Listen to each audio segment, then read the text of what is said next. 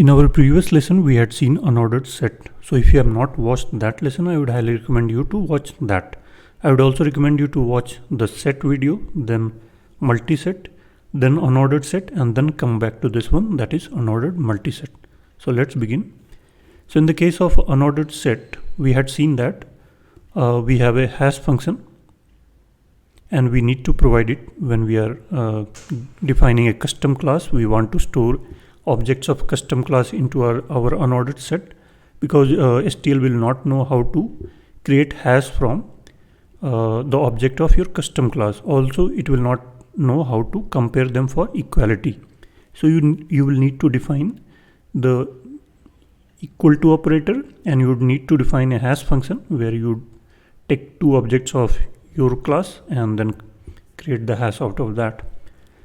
And instead of unique, it allows non-unique objects. So you can have multiple objects of the same key.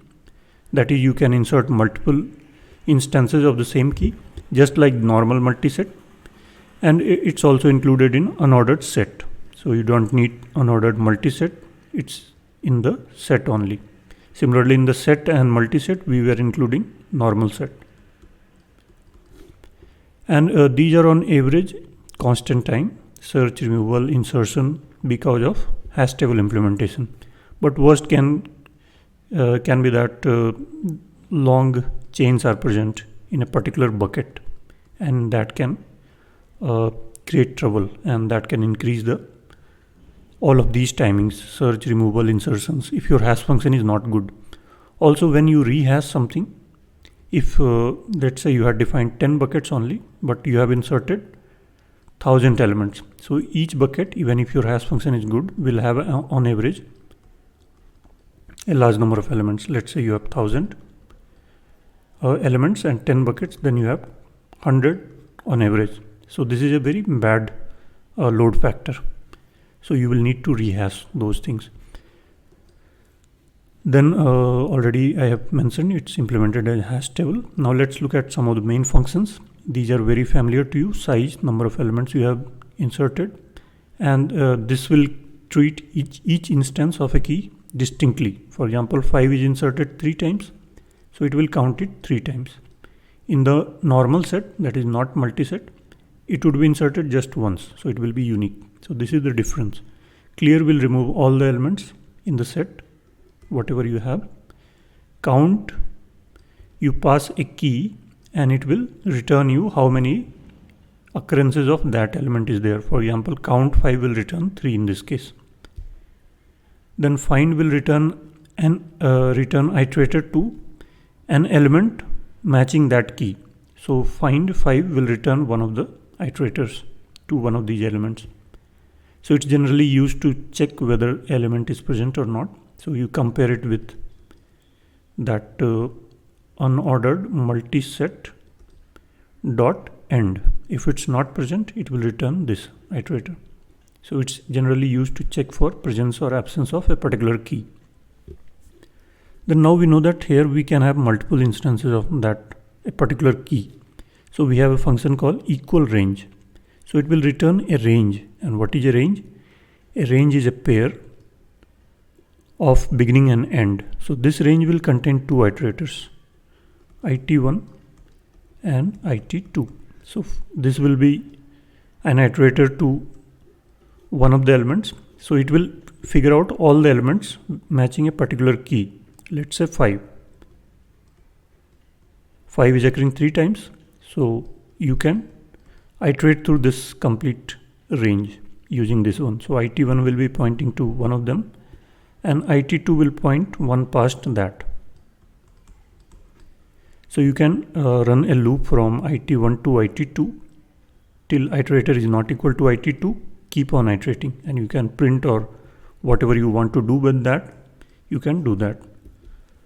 Then we have empty, as the name says, it will check whether the multiset is empty or not. Then insert and erase have again multiple versions. We will talk it in detail, just like our earlier videos. So it's used to insert key or keys, and erase is used to erase key or keys, multiple keys.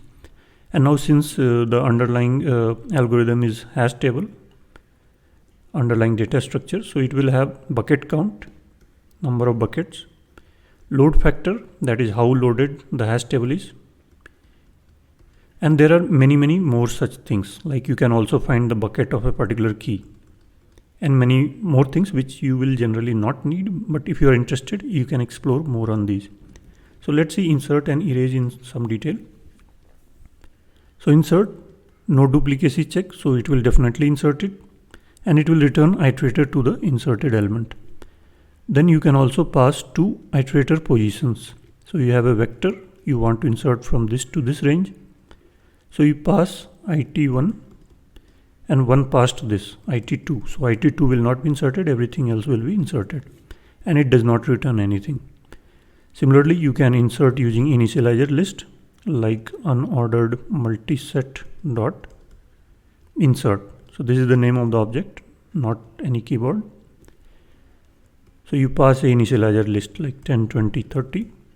So it will insert all of these into this unordered multiset, and it will also not return anything. Similarly, erase has multiple versions. If you know the position of the element exactly, just pass the position, it will remove it, and also return the iterator following the element that was removed. Erase also, you can erase range wise. You want to erase from this range to this range.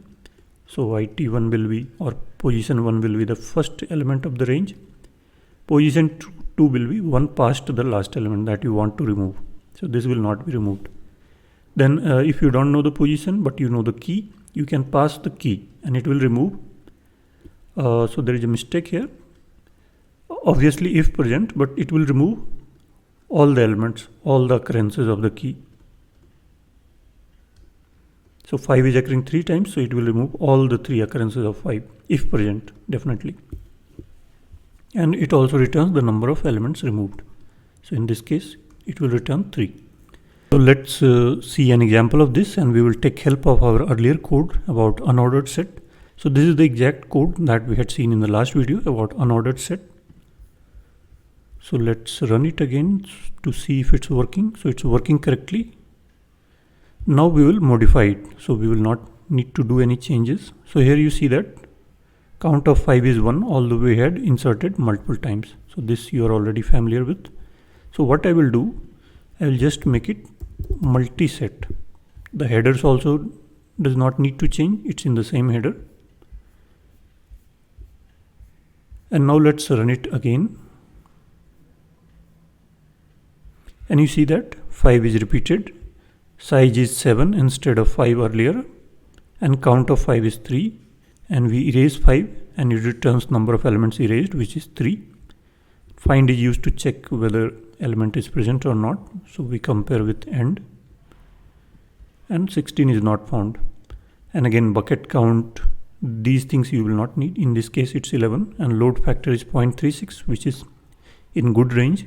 If it crosses 0.75 or it reaches close to 1 or more, then we need to rehash. So we have also a function for rehash. Now let's use that new function that we had seen, equal range. So let's say 5 is occurring 3 times and we want to iterate through all of them, or we want to do some stuff with them. So first let's do here. So this will return a pair of iterators. You can also create a pair and then type as iterator comma iterator, but let's ignore it. Let's write auto its, because multiple iterators, 2 iterators, pair. So us dot equal range.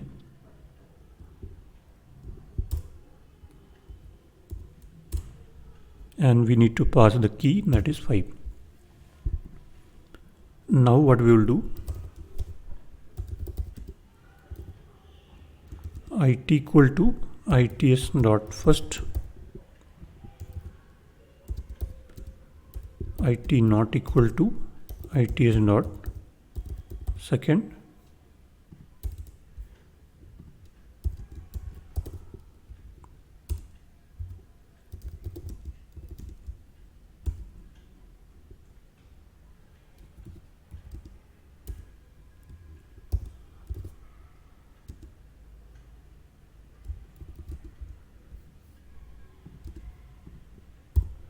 and let's see.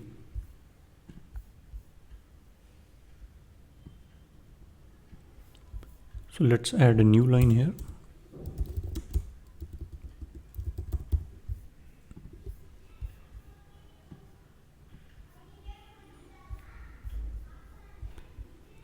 So it's here 555 just before size.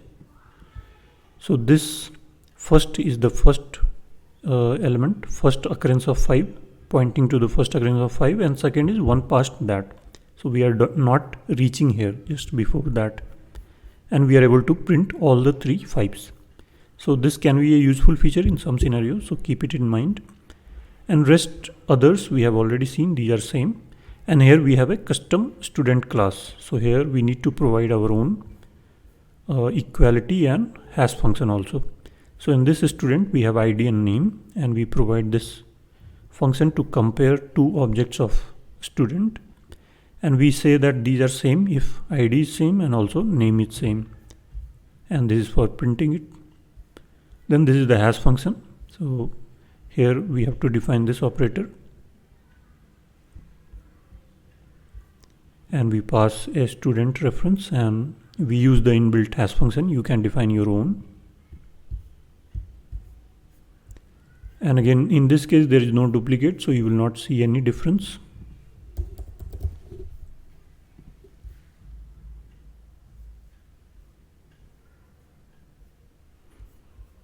So first let's see a set and insert duplicates. So our equality check is for both name and ID.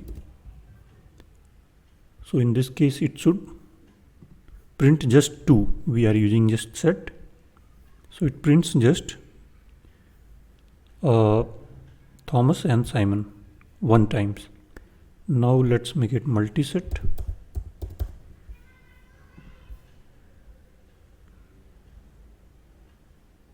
And now it's printing 3 times. So that's the difference. So I hope you understand this. See you in the next lesson.